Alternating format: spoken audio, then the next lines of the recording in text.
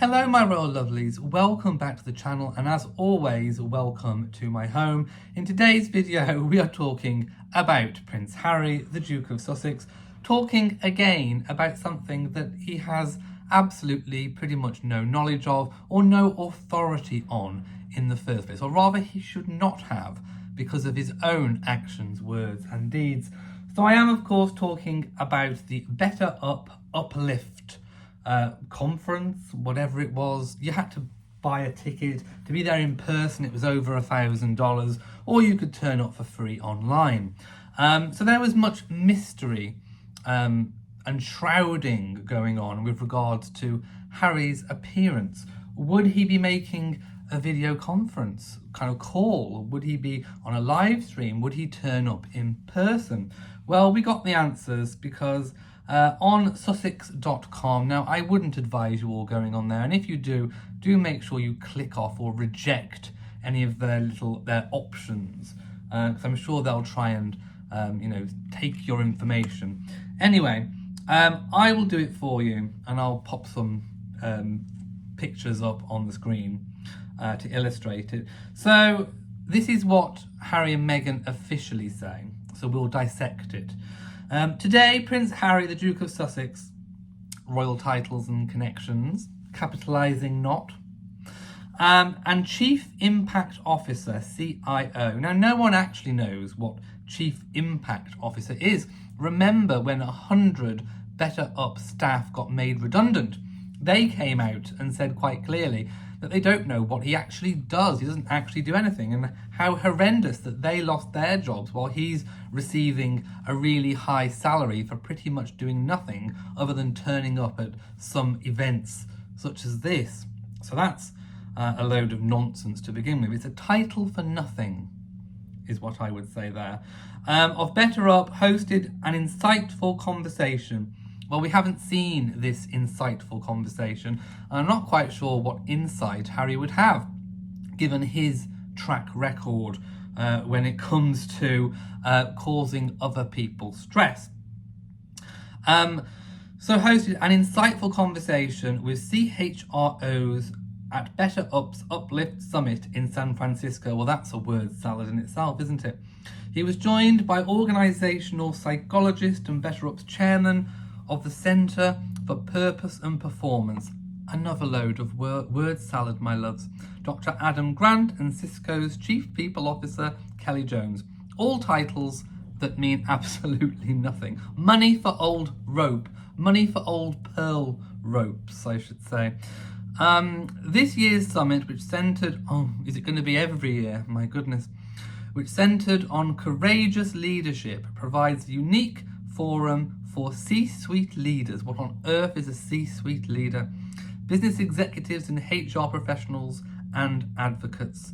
The session Beyond Burnout, transforming C-level stress into strength, examines how C-level leaders manage the unique pressure of their role. C-level, are we talking high up corporate people like chief executives and that kind of thing, maybe? How they unique pressure of their roles, build resilience and foster a culture that supports sustainable performance. The trio dove into the psychological toll of leading through uncertainty, sharing personal anecdotes, evidence-based practices and forward-thinking policies, blah, blah, blah.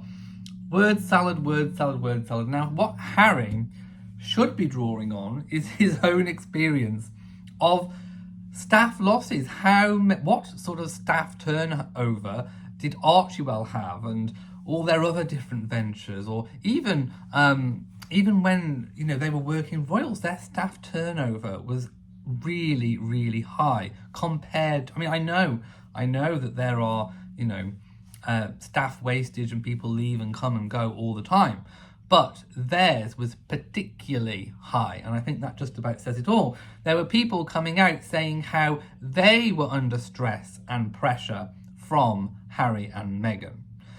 So I don't really think that Harry has the authority to be sat there lecturing and talking to people about managing their CEO stress, their chief executive stress, when they are the ones putting all the stress on the people below them. I think it's really rich coming from Harry and Meghan. Be even worse if it was Meghan up there doing it. So yes, this is Harry just trying to justify that massive salary that he's drawing upon from BetterUp. BetterUp's chief executive said, you know, they're not going to turn down the free publicity. Of course they wouldn't. Lots of Harry supporters, yes, there are some of them somewhere, they wanted to hear Harry speak, and they were disappointed. Now, I mean, I count it as a blessing, I really do, that we haven't so far got to hear what Harry had to say exactly. Now, if there is a transcript or anything out there, please do let me know. I'd be very interested to pick apart what Harry has had to say with regards to, you know, stress in the workplace. And let's not forget the stress and strain that Harry and Meghan put on their own family. The Oprah interview, Spare, when, you know, Philip, the Duke of Edinburgh, was passing away, when the Queen was coming to the end of her life, they did not care about any stresses and strains put on their family, did they? Meghan couldn't even care less about her own father being in hospital and poorly. It's disgusting, it really is. So yes, Harry reportedly drawing a 7-figure salary as Chief Impact Officer. And that, as I said, after more than 100 San Francisco-based BetterUp employees were laid off. It's absolutely disgusting. It really, really is. I don't know how they can justify paying Harry all that money whilst laying off 100 of their staff. It's absolutely terrible. So yes, some people were expecting Harry to, you know, put out some sort of video call or something. I'm glad he didn't. And I think the reason why he did not is because he knows that he has zero authority on this issue. And that it's absolutely laughable, completely laughable, that he should be even talking about this. Yes, he has been an advocate for mental health for years, which of course was actually an initiative set up by Catherine. It was her idea. She pieced together that a lot of people's problems were due to mental health. And of course, then William and Harry sort of joined in, which is no bad thing. But Harry is not he does not have any experience of the real corporate world. He doesn't have the authority or the experience to be talking about this. Running Archewell, which hasn't really got off the ground terribly well, is not suitable experience. He has not lived in the real world, really. I mean, even now, you know, he's left the royal family, but he's not living in the real world. He's still a royal. He's still fifth in line to the throne, much to some people's dismay. But he does not have the authority. It looks weak, it looks pathetic, and it is unwarranted and unsolicited. So I can't believe that people would actually pay to even hear this. So looked at how C-level leaders manage the unique pressure of their roles, blah, blah, blah. Unfortunately, we're going to probably have to go through all of this again next year, my lovies.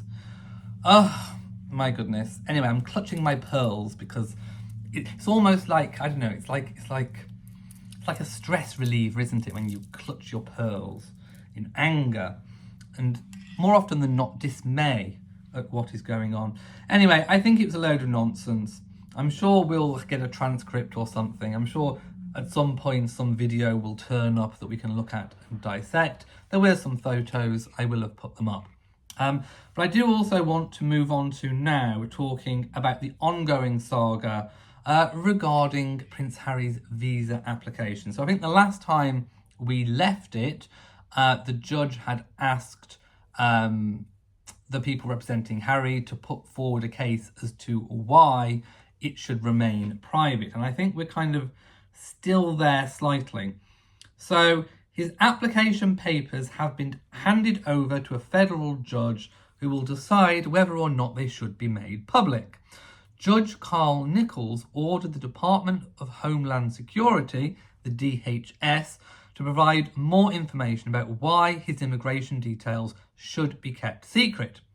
In a new court filing seen by Newsweek, the DHS now said that it complied with the order by submitting declarations with attachments for ex parte in camera, in private, review via an encrypted link. Complete load of nonsense, my loves. But anyway, basically what happens is they have now put in the reasons they consider as to why it should remain private. Of course, this is a high profile case, and I think the public do have a right to know if someone is living in the country who has lied potentially on their visa application. Now, I'm not sat here saying that Prince Harry has lied. What I'm saying is perhaps we should know the full story as to whether or not he has. If he hasn't, then all is well and good, and he should not have anything to fear or anything to worry about. If, as we suspect, that perhaps he had a few little emissions from his visa application and then dropped himself in it spectacularly with those revelations in Spare, then the public do need to know. People need to know whether or not he got special treatment or whether or not he got some kind of dispensation and on what basis. It's all about transparency. And as we know, Harry and Meghan only like transparency if it is on their terms. They don't like to be transparent to anybody else. They don't like to be beholden to anyone else. They don't like anyone else coming to them and saying, you must do this. Harry's attitude is, must is not a word to be used for princes. Well, I'm afraid when it comes to this, if the order comes through that you have to show your visa application, that it can be made public, then it's going to be so. And the truth, remember my loves, will always out. Right, I'm going to leave it here for today. Jewellery.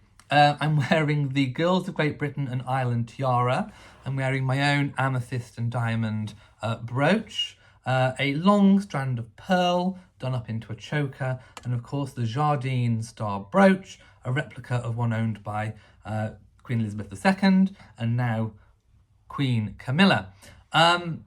Remember, if you can, please share this video on social media, give it a like and also comment. And remember, my loves, we are doing God's work. So for now, mwah to you all and goodbye.